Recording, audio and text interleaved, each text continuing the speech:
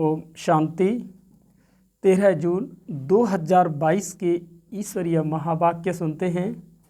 आज बाप दादा मधुबन के द्वारा आज हम सभी बच्चों को ईश्वरीय ज्ञान दे रहे हैं। बाबा कहते हैं, मीठे बच्चे, यह पाठशाला है नर से नारायण बनने की। पढ़ाने वाला स्वयं सत्य बाप, सत्य शिक्षक और सतगुरु है। तुम्हें इसी निश्चय में पक्का रहना है। आज का सवाल है, तुम बच्चों को किस बात का जरा भी फिक्र नहीं होना चाहिए, क्यों? तो आंसर है, अगर कोई चलते चलते हार्ट फेल हो जाता, शरीर छोड़ देता, तो तुम्हें फिक्र नहीं होना चाहिए, क्योंकि तुम जानते हो हर एक को अपनी एक्ट करना है। तुम्हें खुश होना चाहिए कि आत्मा ज्ञान और योग के संस्कार लेकर गई तो और ही भारत में अच्छी सेवा करेगी। फिक्र की बात नहीं, यह तो ड्रामा की भावी है। गीत है, तुम ही हो माता पिता, तुम ही हो, तुम ही बंधु सखा, तुम ही हो। ओम शांति। बाप बच्चों को समझाते हैं, बच्चे जानते हैं, बाबा भी कह बच्चे कह बुलाते हैं, और यह बाप दादा दोनों कंबाइंड हैं। पहले बाप दादा फिर बच्चे हैं, यह नई रचना हुई ना। और बाप राजयोग भी सिखला रहे हैं, हूबहूब 5000 वर्ष पहले मुआफिक फिर से हमको राजयोग सिखला रहे हैं। भक्ति मार्ग में फिर उनके किताब बनाए, उसको गीता कह दिया है। परंतु इस समय तो गीता की कोई बात नहीं है। यह पीछे शास्त्र बनाए, उसको कह दिया है श्रीमद् भगवत गीता। सहज राजयोग की पुस्तक। भक्ति मार्ग में पुस्तक पढ़ने से फायदा नहीं होगा। ऐसे ही सिर्फ शिव को याद करने से कोई वर्षा नहीं मिल सकता। वर्षा सिर्फ अभी संगम पर ही मिल सकता है। बाप है ही बेहद का वर्षा देने वाला, और वर्षा भी देंगे संगम पर। बाप राजयोग सिखलाते हैं। दूसरे भी जो सन्यासी आदि सिखलाते हैं, उनके सिखलाने और इसमें रात दिन का फर्क है। उन्हों की बुद्धि में गीता रहती है और समझते हैं कृष्ण ने गीता सुनाई, व्यास ने लिखी, परंतु गीता तो न कृष्ण ने सुनाई थी, न वह समय था, न कृष्ण का रूप हो सकता है। बाप सब बातें क्लियर कर समझाते हैं और कहते हैं, अभी जज करो। उनका नाम भी वाला है। सत्य बताने वाला ही नर से नारायण बना सकते हैं। अभी बच्चे जानते हो, हम नर से नारायण बनने के लिए इस पाठशाला व रुद्र ज्ञान यज्ञ में बैठे हैं। शिव बाबा अक्षर लगता है, बरोबर बाप और दादा जरूर हैं। इस निश्चय से तुम आए हो, और बाप ब्रह्मा द्वारा सभी वेद शास्त्रों का सार समझाते हैं और समझा रहे हैं। हम तुमको त्रिकालदर्शी बना रहे हैं। ऐसे नहीं कि तुम त्रैलोकी नाथ बनते हो, नहीं, तुम नाथ तो बनते हो सिर्फ एक शिवपुरी के। उनको लोक नहीं कहेंगे। लोक मनुष्य सृष्टि को कहा जाता है। मनुष्य लोक चैतन्य लोक, वो है निराकारी लोक। तुमको सिर्फ त्रिलोकी की नॉलेज सुनाते हैं, त्रिलोकी का नाथ नहीं बनाते। तीनों लोकों का ज्ञान मिला है, इसलिए त्रिलोकदर्शी कहा जाता है। लक्ष्मी नारायण को भी त्रिलोकी नाथ नहीं कहेंगे, विष्णु को भी त्रिलोकी नाथ नहीं कहेंगे। उनको तो तीनों लोकों का ज्ञान ही नहीं है। लक्ष्मी नारायण जो बचपन में राधे कृष्ण हैं, उनको त्रलोकी का ज्ञान नहीं है। तुमको त्रिकालदर्शी बनना है, नॉलेज लेना है। बाकी कृष्ण के लिए कहते हैं त्रलोकी नाथ था, परंतु नहीं, तीनों लोकों का नाथ तो उनको कहेंगे जो राज्य करे। वह तो सिर्फ बैकुंठ नाथ बनते हैं। सत्य को बैकुंठ कहा जाता है, त्रेता को बैकुंठ नहीं कहेंगे। इस लोक के भी हम नाथ नहीं बन सकते। बाबा भी सिर्फ ब्रह्म महातत्व का नाथ है। ब्रह्मांड जिसमें हम आत्माएं अंडे मिसल रहती हैं, उनका ही मालिक है। ब्रह्मा, विष्णु व शंकर सूक्ष्म वतन में रहने वाले हैं, तो वह वहाँ के नाथ कहेंगे। तुम बनते हो बैकुंठ नाथ। वह सूक्ष्म वतन की बात और वो है मूल वतन की बात। सिर्फ तुम ही त्रिकालदर्शी बन सकते हो। तुम्हारा तीसरा नेत्र खुला है। दिखाते भी हैं कि भ्रकुटी के बीच तीसरा नेत्र है, इसीलिए त्रिनेत्री कहते हैं। परंतु यह निशानी देवताओं को देते हैं, क्योंकि तुम्हारी जब कर्मातीत अवस्था हो जाती है तब तुम त्रिनेत्री बनते हो।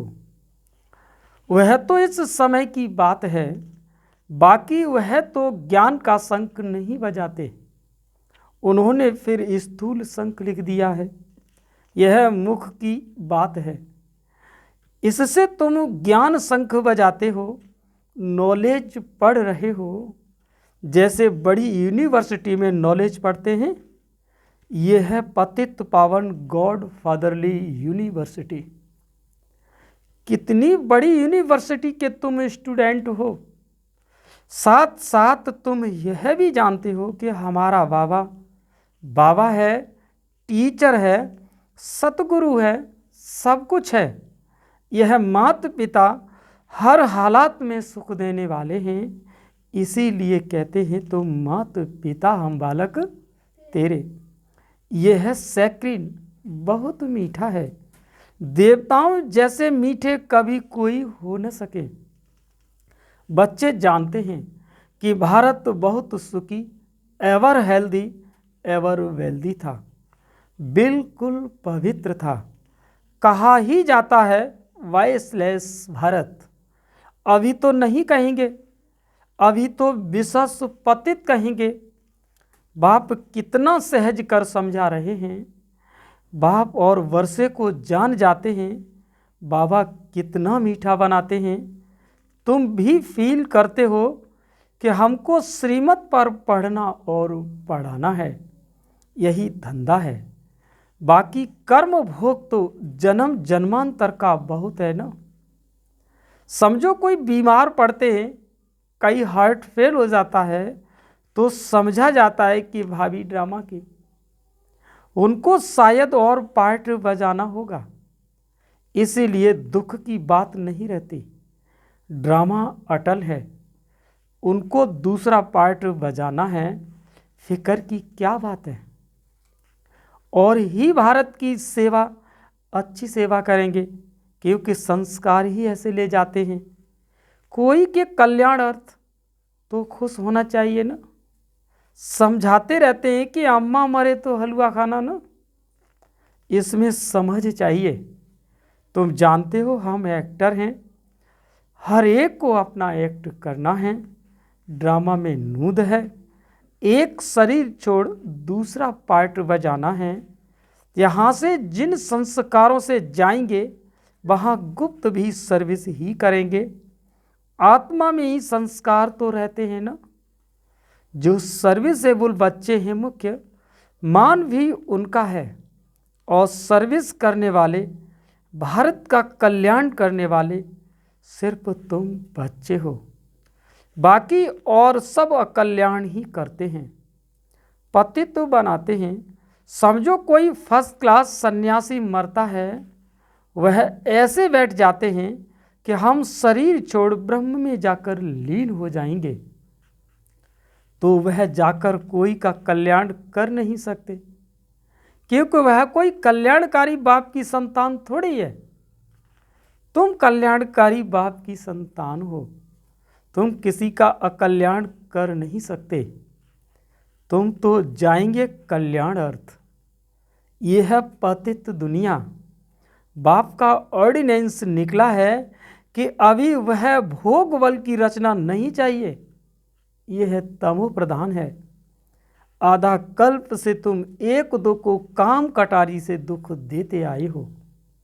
यह रावण के 5 भूत हैं तो तुमको दुख देते हैं। यह तुम्हारे बड़े दुश्मन हैं। बाकी कोई सोनी लंका आदि थी नहीं। ये सब बातें बैठ बनाई हैं। बाप कहते हैं यह तो बेहद की बात है। सारी मनुष्य सृष्टि इस समय रावण की जंजीरों में बंधी हुई है। मैगजीन में भी चित्र अच्छा निकला है। यह रावण के पिंजड़े में पड़े हैं। सब शोक वाटिका में हैं। अशोक वाटिका नहीं है, अशोका होटल नहीं। यह तो सब शोक की होटलें हैं। बहुत गंध करते हैं। तुम बच्चे जानते हो कि स्वच्छ कौन है और गंदे कौन हैं। अभी तुम फूल बन रहे हो। तुम बच्चे समझते हो कि आत्मा के रिकॉर्ड में कितना बड़ा पार्ट नूदा हुआ है। यह बड़ी वंडरफुल बातें हैं। इस छोटी आत्मा में अविनाशी पार्ट 84 जन्मों का भरा हुआ है। कहते भी है कि हम पतित तमो प्रधान हैं। अभी है एंड। खूने नाहिक खेल है ना। एक बम से कितने मर पड़ते हैं तुम जानते हो। अभी पुरानी दुनिया रहनी नहीं है। ये पुराना शरीर पुरानी दुनिया है। हमको नई दुनिया में नया शरीर मिलना है। इसीलिए पुरुषार्थ कर रहे हैं श्रीमत पर। जरूर यह सब बच्चे उनके मददगार हैं। श्री श्री की श्रीमत पर हम भी श्री लक्ष्मी श्री नारायण बनते हैं। वाइस प्रेसिडेंट को भी प्रेसिडेंट थोड़े ही कहेंगे। यह तो हो ही नहीं सकता कि पत्थर ठिक्कर भीतर में भगवान अवतार कैसे लेंगे। उनके लिए गाते हैं कि यदा यदा ही धर्मस्य। जब जब बिल्कुल पतित बन जाते हैं, कलयुग का अंत समीप आ जाता है, तब मुझे आना पड़ता है। अब तुम बच्चे मुझ बाप को याद करो। बाबा पूछते हैं, बाबा की याद रहती है। कहते भी हैं कि बाबा घड़ी घड़ी भूल जाते हैं। क्यों? क्योंकि लौकिक बाप को कभी भूलते नहीं। यह बात बिल्कुल नई है। बाप निराकार एक बिंदी है। यह प्रैक्टिस नहीं है। कहते हैं ना, हमने तो न कभी ऐसा सुना न उनको ऐसा किया। देवताओं को भी यह ज्ञान नहीं रहता। यह ज्ञान प्राय लोप हो जाता है। उनको स्वदर्शन चक्रधारी भी नहीं कहेंगे। वहल कहते हैं कि विष्णु के 2 रूप लक्ष्मी नारायण बनते हैं। प्रवृत्ति मार्ग के लिए ये रूप दिखाते हैं। ब्रह्मा, सरस्वती, शंकर, पार्वती, लक्ष्मी, नारायण। ऊंचे ते ऊंचा है एक, फिर है सेकंड, फिर थर्ड। अब बाप कहते हैं, बच्चे देह सहित देह के सभी धर्मों को छोड़ो। अपने को आत्मा समझो। मैं आत्मा बाप का बच्चा हूँ। मैं सन्यासी नहीं हूँ। बाप को याद करो। इस देह के धर्म को भूल जाओ। बड़ा सहज है। अभी बाप के साथ बैठे हो। बाबा ब्रह्मा द्वारा बैठ बतलाते हैं। बाप दादा दोनों कंबाइंड हैं। जैसे 2 बच्चे इकट्ठे पैदा होते हैं ना, यह भी 2 का पार्ट इकट्ठा चल रहा है। बच्चों को समझाया है कि अंत मति सुगति। जब शरीर छोड़ते हैं उस समय बुद्धि कहाँ चली गई, तो वहाँ जाकर के जन्म लेना पड़ेगा। अंत काल पति का मुंह देखती हैं तो बुद्धि वहाँ चली जाती है। अंत काल जो जैसी स्मृति में रहता है उसी समय का बड़ा असर रहता है। अगर उस समय की स्मृति रहे कि कृष्ण जैसा बच्चा बनूं, तो बात मत पूछो। बहुत से सुंदर बच्चा बन जन्म लेते हैं। अब तो अंतमति एक ही लगन रखनी है ना। इस समय तुम क्या कर रहे हो? जानते हो कि हम शिव बाबा को याद करते हैं। सबको साक्षात्कार तो होता ही है। मुकुटधारी तो कृष्ण भी है, राधे भी है, प्रिंस प्रिंसेस तो होंगे, परंतु कब? सतयुग में व त्रेता में, वह फिर पुरुषार्थ पर है। जितना पुरुषार्थ करेंगे उतना ऊंच पद पाएंगे। तुम कहते हो कि हम तो 21 जन्मों के लिए राजाई लेंगे, मम्मा बाबा लेते हैं तो हम क्यों नहीं हम फॉलो करें? नॉलेज को धारण कर फिर कराना है। इतनी सर्विस करनी है तब 21 जन्मों के लिए प्रारब्ध मिलेगी। स्कूल में जो अच्छी रीति पुरुषार्थ नहीं करते हैं तो कम मार्क्स लेते हैं। अभी तुम 5 विकारों रूपी रावण पर विजय पाते हो। तुम्हारी है अहिंसक युद्ध। अगर राम को निशानी न देवे तो सूर्यवंशी चंद्रवंशी कैसे कहा जाए? तो बाप कहते हैं तुम जितना पुरुषार्थ करेंगे तो अंतमति सुगति होगी। देह का भी ख्याल न हो, सबको भूलना है। बाप कहते हैं तुम नंगे अशरीरी आए थे, फिर नंगे जाना है। तुम इतनी छोटी बिंदी इन कानों से सुनती हो, मुख द्वारा बोलती हो। हम आत्मा एक शरीर छोड़ फिर दूसरे में जाते हैं। अभी हम आत्मा एक घर जा रही हैं। बाबा बड़ा श्रृंगार कराते हैं जिससे मनुष्य से देवता बन जाते हैं। तुम जानते हो शिव बाबा को याद करने से हम ऐसे बनते हैं। गीता में भी मुझे याद करो और वर्षे को याद करो तो तुम स्वर्ग के मालिक बन जाएंगे। बिल्कुल सहज है। समझते भी हैं कि बरोबर हम कल्प कल्प आपसे ब्रह्मा द्वारा वर्षा पाते हैं।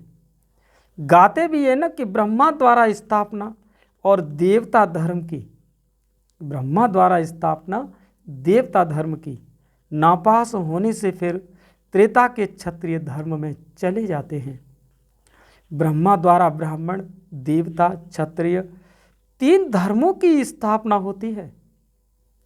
सतयुग में और कोई धर्म होते नहीं और सब बाद में आते हैं। उनसे हमारा कोई कनेक्शन नहीं। भारतवासी भूल गए कि हम आदि सनातन देवी देवता धर्म के हैं। यह भी ड्रामा का पार्ट ऐसा बना हुआ है। अच्छा, मीठे मीठे सिकी लदे बच्चों प्रति माँ पिता बाप दादा का याद प्यार और गुड मॉर्निंग। रूहानी बाप की रूहानी बच्चों को नमस्ते। हम सभी रूहानी बच्चों की रूहानी माँ पिता बाप दादा को याद प्यार गुड मॉर्निंग, नमस्ते नमस्ते नमस्ते। अब सुनते हैं धारणा के लिए मुख्य सार। पहली पॉइंट है कि श्रीमत पर पढ़ने और पढ़ाने का धंधा करना है। ड्रामा की भाभी पर अटल रहना है। किसी भी बात का फिक्र नहीं करना। दूसरा पॉइंट, अंत काल में एक बाप के सिवाय कोई भी याद न आए, इसीलिए इस देह को भी भूलने का अभ्यास करना है, अशरीरी बनना है। वरदान है, मन बुद्धि से किसी भी बुराई को टच न करने वाले संपूर्ण वैष्णव व सफल तपस्वी भव। वरदान फिर से सुने, मन बुद्धि से किसी भी बुराई को टच न करने वाले संपूर्ण वैष्णव व सफल तपस्वी भव। पवित्रता की पर्सनैलिटी व रॉयल्टी वाले मन बुद्धि से किसी भी बुराई को टच नहीं कर सकते। जैसे ब्राह्मण जीवन में शारीरिक आकर्षण व शारीरिक टचिंग अपवित्रता है, ऐसे मन बुद्धि में किसी विकार के संकल्प मात्र की आकर्षण व टचिंग अपवित्रता है। तो किसी भी बुराई को संकल्प में भी टच न करना, यही संपूर्ण वैष्णव व सफल तपस्वी की निशानी है। स्लोगन है, मन की उलझनों को समाप्त कर वर्तमान और भविष्य को उज्जवल बनाओ। स्लोगन है, मन की उलझनों को समाप्त कर वर्तमान और भविष्य को उज्जवल बनाओ। अच्छा, ओम शांति।